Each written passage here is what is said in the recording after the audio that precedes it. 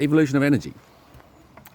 So the fossil record shows that there are species that evolved from one type to another type, and they can link them together through the development of the skeletons, and now particularly through DNA quite often. So you can tell that a species, it looks different. It's the same creature, but it looks different and it's behaving differently. And they assume that's they just join the straight line between them and assume that's how it goes. It's gradual. No, it's jumps. It can only be jumps. It can only be done in jumps. Think about go back to Darwin and the marine iguanas. Now, the story is that some iguanas were washed up on the island and had nothing to eat, and that one of them worked out it could get algae from the bottom of the sea if it held its breath, and develop this behaviour around resting, warming themselves enough so they could go into the water, get down, eat, get it back up again before their body gets too cold, and then spend the rest of the day basking in the sunshine. Now, how can that possibly happen? Think about this. In that generation, the ones that washed up on the island, on the Galapagos, they would die. What would you do? You would die. No, they washed up there. The world was transformed. Those creatures, which had existed in a reptilian way, found themselves isolated on a rock in the middle of nowhere.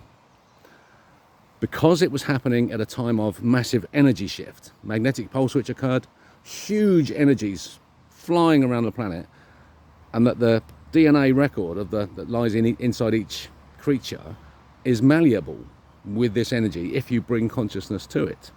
So if you think about the problem, you can solve it. There's energy of consciousness to think. So these creatures were super conscious. They could think as smart as us.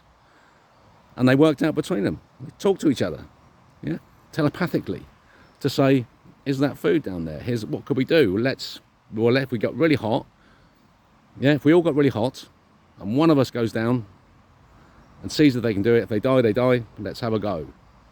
Work out a method. It worked.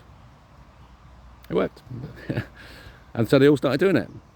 And then the evolutionary window closed. Their behavior was set. They could breed successfully, they could live, and they have lived.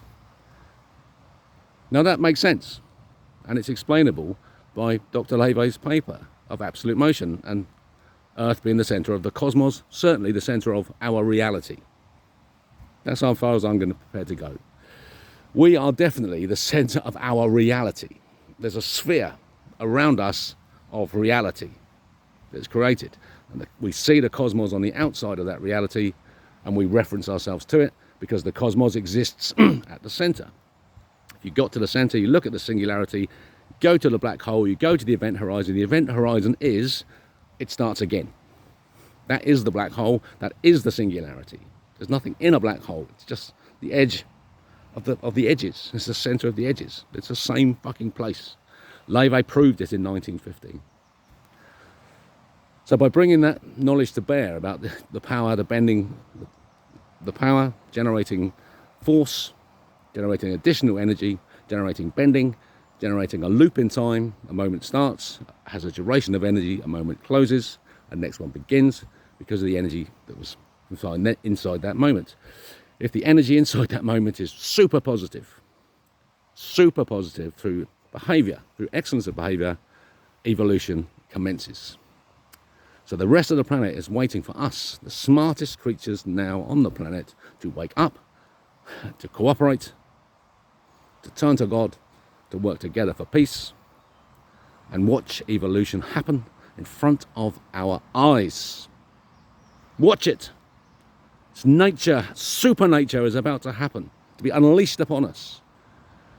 Embrace it. Embrace it. If you do not embrace it, you will die. You have no choice. The window is about to open. Jump. Love rules.